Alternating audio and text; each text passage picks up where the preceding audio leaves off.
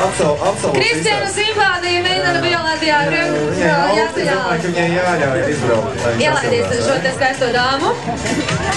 Jā, šitā te. Vēl kādam skaistām acīm vajadzētu ar savu Volvo. Volvo šobrīd diezgan bēdīgs. Es sēžu un gaidu savu laiku. Nu tad tā, taisam konkursu trešo meitenei. Meitenes visi sanāk šurpu. Sanāk šurpu. Kurš pirmais palaiž balonu vaļā, tas tiek nākamajā. Meitenes.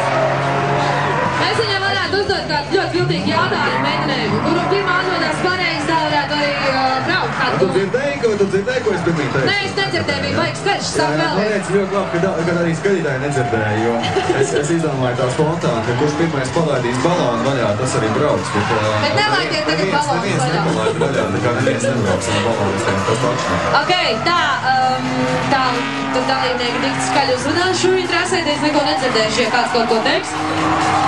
Tātad divas mēģinājums šeit ir.